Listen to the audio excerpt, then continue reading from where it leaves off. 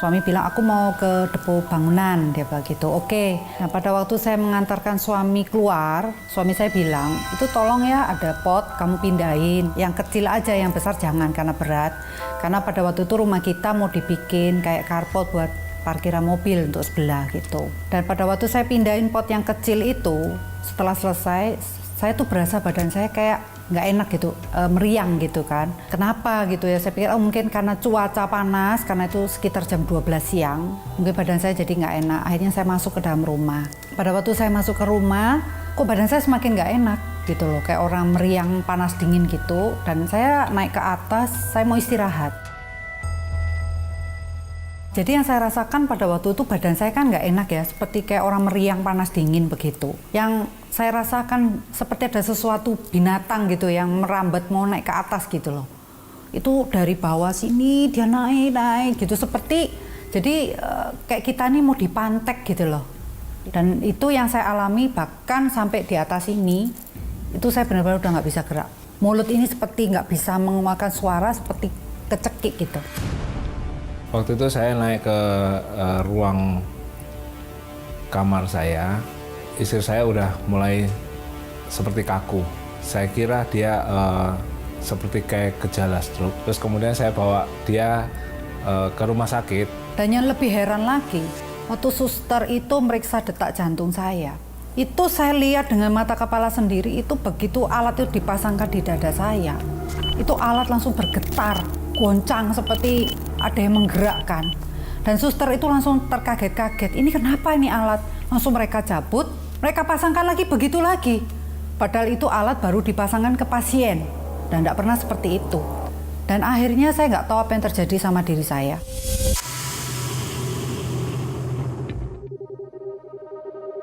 Jadi hari itu saya dari pulang kerja, saya mengunjungi atau menjenguk Jenny di rumah sakit. Dokter sudah mengatakan bahwa tidak diketemukan satu penyakit pun pada diri Jenny. Nah, pada saat itu saya tergerak untuk berdoa buat Jenny. Saya berdoa, Tuhan, kiranya Engkau memberikan kesembuhan untuk adikku. Nah, secara tidak sengaja saya menumpangkan tangan saya ini ke kepala Jenny.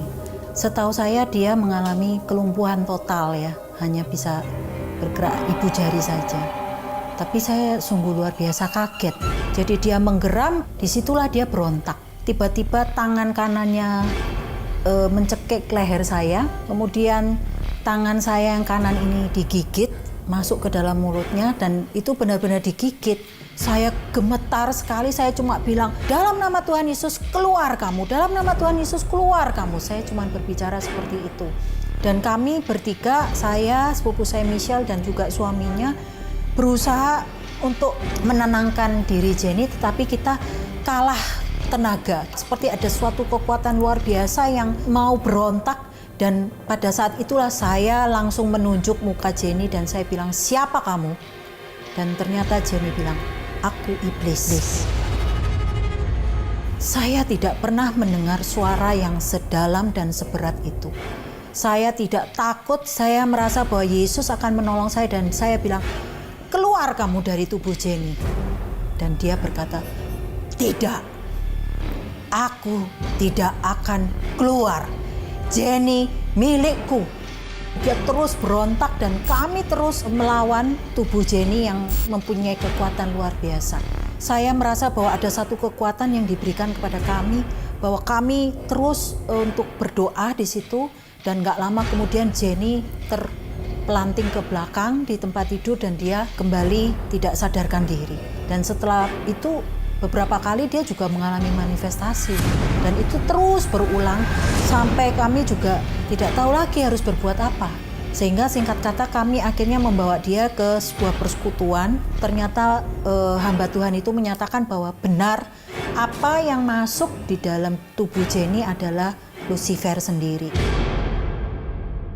Ya, kita mengajak dia berdoa, kita mengajak dia untuk membaca firman setiap hari dan juga menyanyikan lagu-lagu pujian rohani. Kita juga minta di dalam nama Tuhan Yesus supaya roh itu keluar.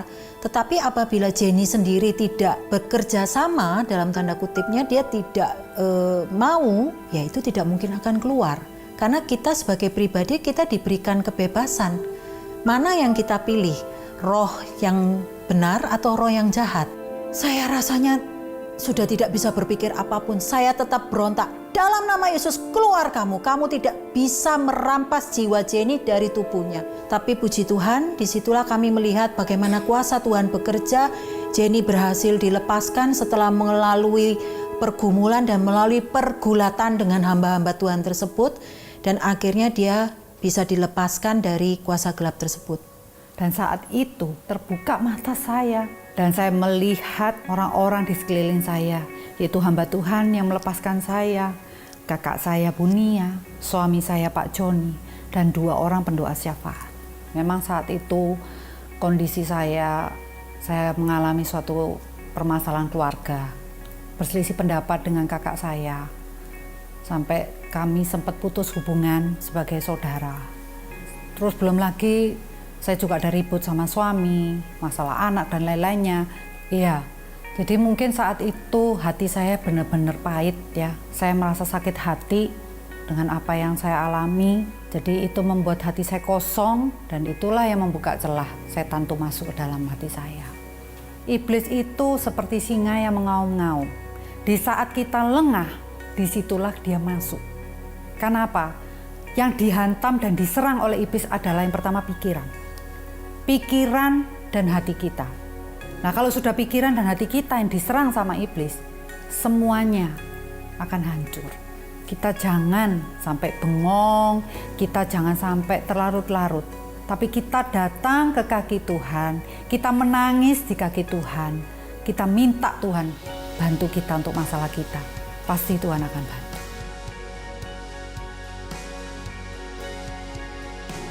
Dari situ saya melihat bahwa kuasa Yesus itu sungguh sangat luar biasa dan memang nyata itu terjadi. Pengalaman yang menjadi satu pelajaran yang berharga buat kami bahwa Yesus satu-satunya jalan, Yesus satu-satunya penolong, dan Yesus satu-satunya yang berkuasa.